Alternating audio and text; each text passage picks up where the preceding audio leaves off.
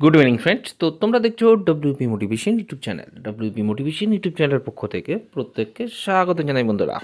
তো আমি অরিজিৎ দা। তো আশা করি তোমরা প্রত্যেকে খুব ভালো আছো এবং খুব সুস্থ আছো। তো আজকে তোমাদের কী বিষয়ে ভিডিও করতে চলেছি, তোমাদের তোমরা টাইটেল এবং থাম্বনেল দেখে অবগত হয়ে গেছো তোমাদের কী বিষয়ে কিন্তু আজকে ভিডিও করতে চলেছি।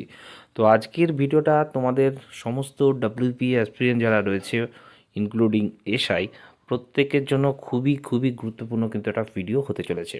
তো আজকের ভিডিওটা তোমাদের যত গ্রুপ রয়েছে গ্রুপে কিন্তু বেশি বেশি করে কিন্তু শেয়ার করবে, যাতে সবার কাছে খবরটি পৌঁছে যায়, এবং যদি সত্যি খুব হেল্পফুল মনে হয় একটা করে লাইক করে দেওয়ার অনুরোধ রইল। তো তোমরা জানো তোমাদের recruitment to the post of constable in West Bengal police 2024 এই রিক্রুটমেন্টটার বর্তমানে পিএমটি এবং পিইটি চলছে। তো আজকে দ্বিতীয় দিন। তো প্রত্যেকের বলে রাখি, প্রথম দিনের থেকে আজকে কিন্তু পাশের হার তুলনামূলক অনেকটাই বেটার, ঠিক আছে।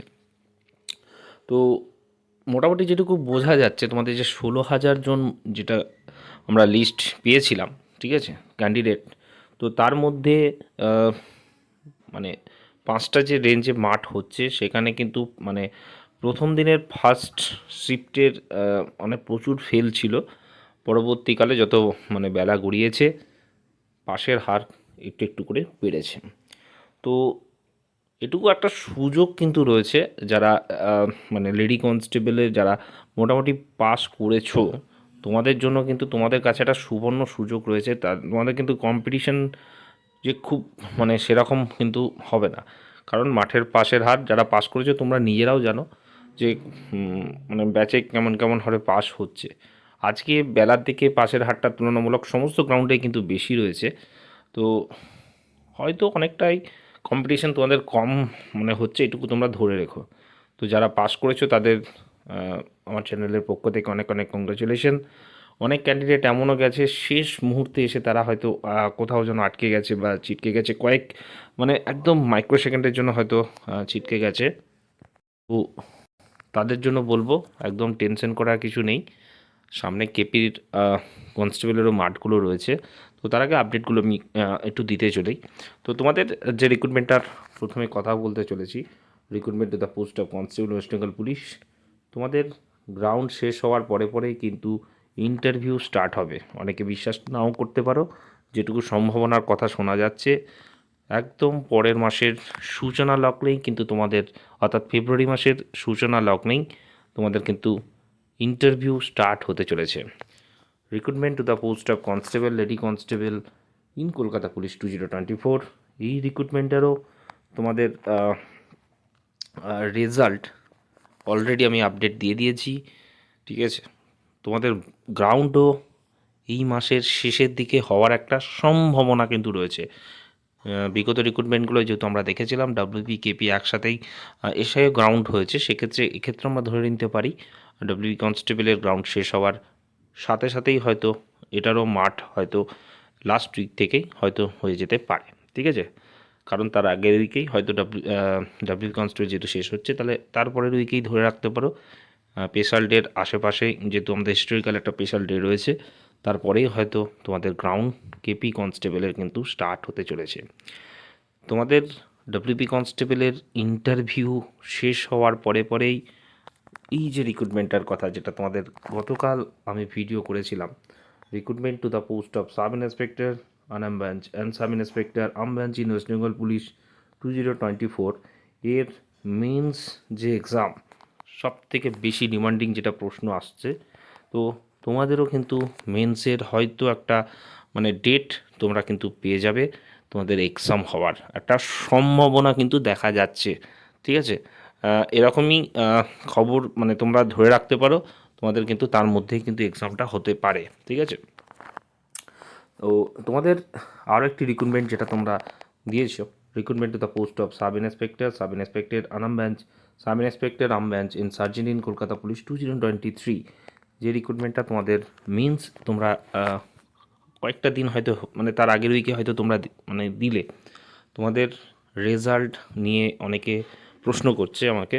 তো দেখো সবে মেন্স তোমরা দিলে, খাতা দেখা শুরু হলো, একটা মেন্সের এক্সামের খাতা দেখতে সময় লাগে, অত তাড়াহুড়ো, এটা তো এমসিকিউ নাই যে তাড়াতাড়ি রেজাল্ট দিয়ে দেয়। তো অ্যাজ ইউজুয়ালি তোমরা ধরে রাখো এই মাসে তোমাদের রেজাল্ট কোনোভাবে পাবলিশ হবে না, ঠিক আছে।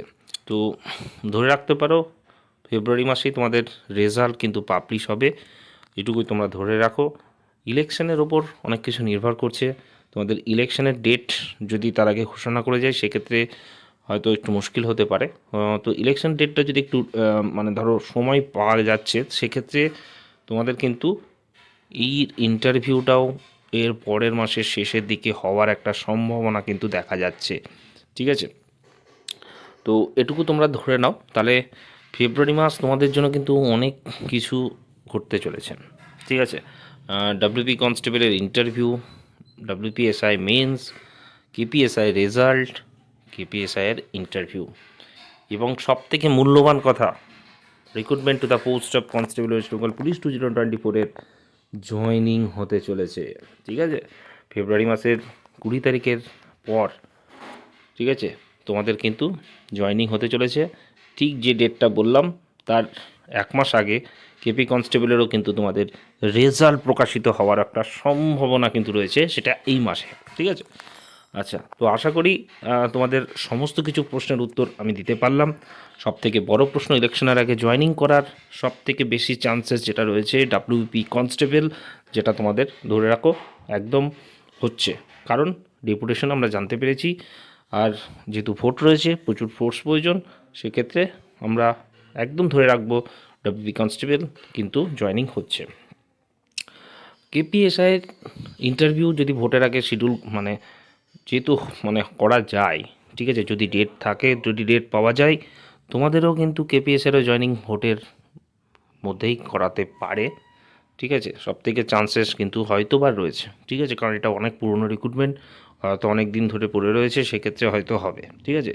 কেপি কনস্টেবলও সেম ব্যাপার, যদি যেহেতু এতগুলো মেন্স হচ্ছে সেক্ষেত্রে হয়তো ফেব্রুয়ারিতে ডেট নাও পাওয়া যেতে পারে, গ্রাউন্ডের পর হয়তো একদম ফেব্রুয়ারির শেষ বা মার্চের সূচনা লগ্নে হয়তো মেন্সটা নিয়ে নিতে যদি সম্ভব হয়, সেক্ষেত্রে যদি ইলেকশন ডেট মানে না ঘোষণা হয় হয়তো মেন্সটাও নিয়ে নিতে পারে, ঠিক আছে। সেটা হয়তো সময় বলবে, পরিস্থিতি বলবে, যেটুকু আমার মতামত সেটাই কিন্তু ভিডিওতে আমি তুলে ধরলাম, যেটুকু বুঝতে পারা যাচ্ছে বা যেটুকু মানে মোটামুটি হতে পারে আমার ব্যক্তিগত ধারণা দিয়েই কিন্তু যেটুকু বললাম, ঠিক আছে। তোমরা সেই মতো প্রিপারেশন নাও, তবে গ্রাউন্ডটা কিন্তু কেপির হচ্ছে এটুকু তোমরা ধরে রেখো, এবং ইন্টারভিউটাও ফেব্রুয়ারির প্রথমে হচ্ছে।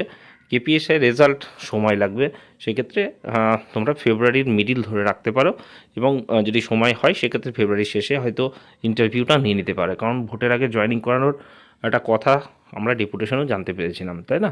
তো এই বলে ভিডিও এখানে শেষ করলাম, প্রত্যেকে ভালো থেকো, সুস্থ থেকো, চলো টাটা, গুড নাইট।